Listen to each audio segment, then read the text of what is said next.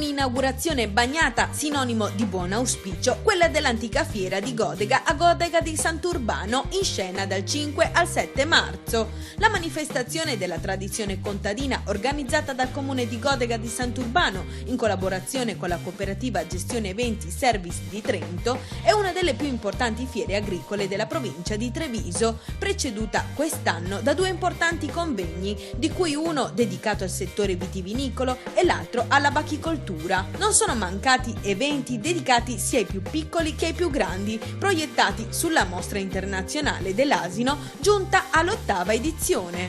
Beh sì, abbiamo avuto il pienone nonostante il tempo un po' così e così. Abbiamo oltre 250 espositori, 3.200 metri quadri coperti, 16.000 metri quadri espositivi più parco divertimenti, quindi veramente un'ampia offerta per tutte le famiglie soprattutto, oltre che per gli operatori del settore. La nostra fiera è sempre stata radicata nella nostra tradizione agricola, nonostante ciò guarda al futuro facendo sempre riferimento alle innovazioni tecnologiche e cercando di mettere in contatto la scienza e la ricerca con chi fa dell'agricoltura, ma non solo un modo di lavoro.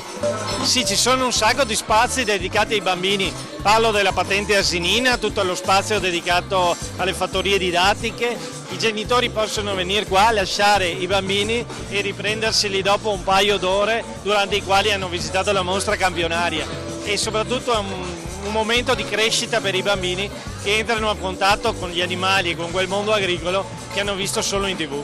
L'antica fiera di Godega è una delle manifestazioni che mette in mostra le eccellenze proprie allargate a quelle dell'intero territorio della Marca. Le aziende invitate ad esporre appartengono principalmente al settore agricolo e agroalimentare, in particolare all'agromeccanica, alla zootecnia, al settore delle costruzioni e della bioedilizia.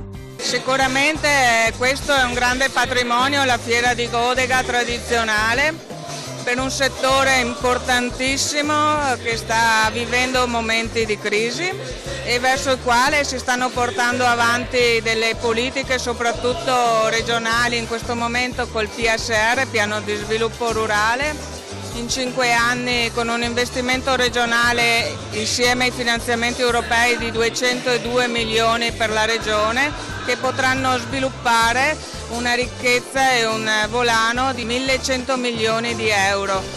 Certamente ci sono altre politiche, soprattutto di velocizzazione delle pratiche per il settore anche vitivinicolo, per l'OCM1, e speriamo di poter portare avanti sempre politiche di valorizzazione, pur essendo costretti molto spesso ad azioni di tutela delle nostre realtà agricole in difficoltà. Quest'anno l'offerta dei prodotti e dei sapori legati alle eccellenze del territorio della Marca trevigiana è stata una delle importanti novità della manifestazione, con l'apertura dei 2 nuovi padiglioni, il Salone Terra Nostra e Godega Città del Vino, per promuovere e far degustare i tanti prodotti di nicchia.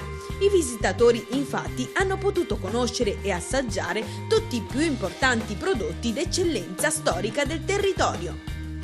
Ci partecipano moltissime persone, il riscontro è molto alto, per cui siamo felicissimi di questa cosa, è il motivo per il quale siamo ritornati. Siamo produttori di erbe officinali, quindi può vedere le tisane, gli infusi e ci sono dei succhi ai frutti rossi concentrati. Come diceva, le fiere agricole sono quelle che portano riscontro. Sì, io preferisco farle, anche quelle piccole o di paese, così preferisco piuttosto che quelle grandi dentro nei grandi stand. Noi abbiamo un piccolo caseificio, in primis è il morlacco, perché noi d'estate siamo sul grappa e è un formaggio caratteristico del grappa. Mio marito mette sotto il vino, dentro la paglia, con l'aceto balsamico, delle cacciotine con miele. Sapendo che è una fiera molto storica, cioè molto importante, mi interessa essere presente.